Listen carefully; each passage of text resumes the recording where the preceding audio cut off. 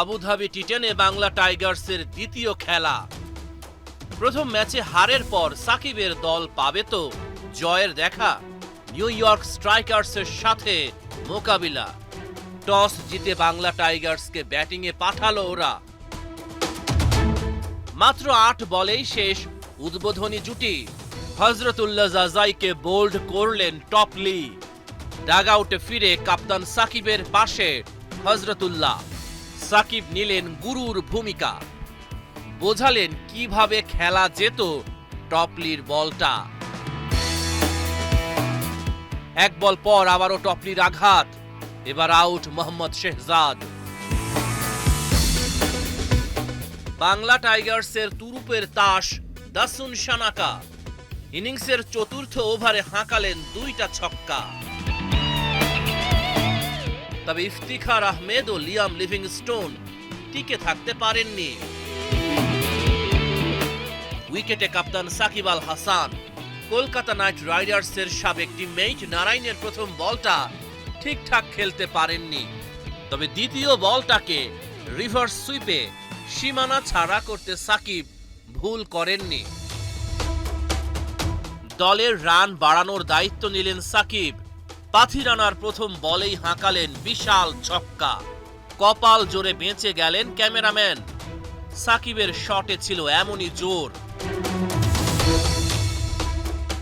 তবে এদিন বাংলা টাইগার্সকে পথ দেখাতে পারেননি দাসুন সানাকা। ২২ রান করেই লঙ্কান তারকার ফেরা। সাকিব আল হাসান শেষ ওভারেও পাথিরানাকে করতে চাইলেন সীমানা ছাড়া, তবে বলে ব্যাটে সংযোগ মনের মতো হলো না। ১২ বলে ১৯ রান করে সাকিবের ফেরা। ৬৬ রান বাংলা টাইগার্সের বোর্ডে।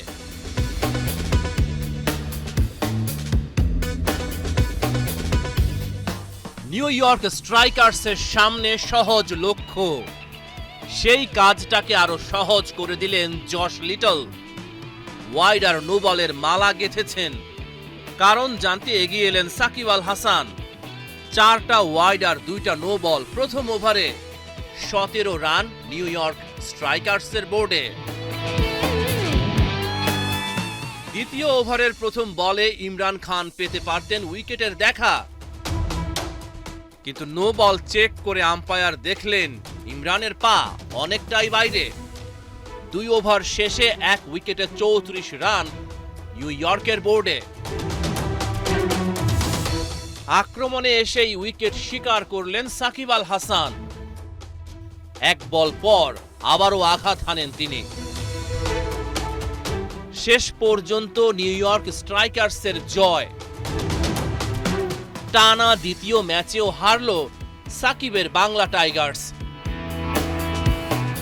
রহমান পেয়ার ৭১।